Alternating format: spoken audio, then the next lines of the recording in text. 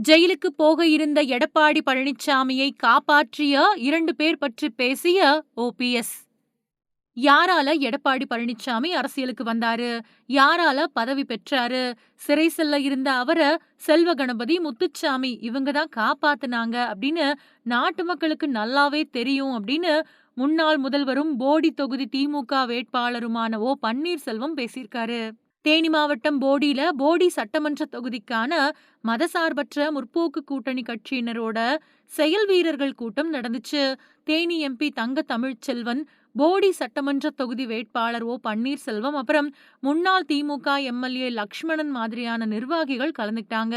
இந்த கூட்டத்துல இந்திய கம்யூனிஸ்ட் கட்சியோட முன்னாள் மாநில செயலாளர் முத்தரசன் கலந்துக்கிட்டாரு. இந்த கூட்டத்துல பேசின போடி தொகுதி திமுக வேட்பாளர் பன்னீர்செல்வம், இன்றைய அரசியல் சூழல்ல திமுகவுல நான் இணைஞ்சதை எல்லாருமே வரவேற்கிறாங்க. அதுக்கு காரணம் பெரியார், அண்ணா, கலைஞர் ஆகிய முப்பெரும் தலைவர்களோட அன்பு, அறிவு, ஆற்றல் ஆகிய குணங்களை பெற்று எல்லாரையும் அரவணைக்கக்கூடிய பக்குவமிக்க ஒரே தலைவர் ஸ்டாலின் மட்டுமே அப்படிங்கறதாலதான் அவரோட தலைமையில செயல்படக்கூடிய மதசார்பற்ற ஜனநாயக முற்போக்கு கூட்டணியில் இருக்கக்கூடிய கட்சிகள்ல இதுவரைக்கும் யாரும் வெளியேறினாங்க அப்படிங்கிற நிலைமை இல்ல. ஆனா எடப்பாடி பழனிச்சாமியோ தனக்குத்தானே கட்சியோட பொதுச் செயலாளர் அப்புறம் கூட்டணியோட தலைவர் அப்படின்னு உருவாக்கிக்கிட்டு சொல்லிக்கிட்டு இருக்காரு. தேர்தல் பிரச்சாரத்துல எடப்பாடி பழனிச்சாமி அரசியல் நாகரீகம் இல்லாத தலைவரா இருக்காரு. அவருக்கு படுதோல்வி உறுதி. ஒரு சீட் கூட வெற்றி பெற முடியாத சூழ்நிலை உருவாயிருக்கு. அதனால இபிஎஸ் மூளை அவுட் ஆயிடுச்சு. கலைஞரை பத்தி பேச இபிஎஸ்க்கு தகுதி இல்ல. அண்ணாவோட தம்பியா, பெரியாரோட சிஷ்யனா எவ்வளவோ சோதனைகளை தாண்டி தமிழக மக்களுக்கு சமூக நீதியை பெற்றுக் கொடுத்தவர் கலைஞர். அந்த மாதிரியான தலைவர் பத்தி பேச எடப்பாடி பழனிச்சாமிக்கு என்ன தகுதி இருக்கு? யாரால எடப்பாடி பழனிச்சாமி அரசியலுக்கு வந்தாரு? யாரால பதவி பெற்றாரு? சிறை செல்ல இருந்த எடப்பாடி பழனிச்சாமிய செல்வ கணபதி, முத்துச்சாமி இவங்க தான் காப்பாத்துனாங்க.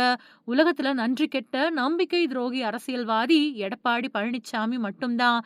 எந்த நேரத்துல அவர் கட்சியோட பொதுச் செயலாளரா வந்தாரோ அப்பத்துல இருந்து அதிமுக தொடர் தோல்விகளை தான் சந்திச்சுக்கிட்டு இருக்குது அப்படின்னு சொல்லியிருக்காரு. பன்னீர்செல்வம் இந்த மாதிரி சொல்லும்போது தேமுதிகவோட பொதுச் செயலாளர் பிரேமலதாவும் எடப்பாடி பழனிச்சாமி மேல குற்றம் சாட்டியிருக்காங்க. 2024வது வருஷம் நடந்த மக்களவை தேர்தல் அப்போ தேமுதிகவுக்கு ஒரு ராஜ்யசபா சீட் ஒதுக்கப்படும் அப்படின்னு ஒப்பந்தம் போட்டு அதிமுக பொதுச் செயலாளர் எடப்பாடி பழனிச்சாமி ஏமாத்தினதா சொல்லியிருக்காங்க பிரேமலதா. 2024வது வருஷம் அதிமுக தேமுதிக இடையேயான ஒப்பந்தத்தை செய்தியாளர்கள் கிட்ட காட்டியிருக்காங்க பிரேமலதா. ஒப்பந்தம் எதுவுமே செய்யல அப்படின்னு எடப்பாடி பழனிச்சாமி மறுத்திருந்த நிலையில ஒப்பந்தத்தையே காட்டினதால பரபரப்பு எழுந்திருக்கு.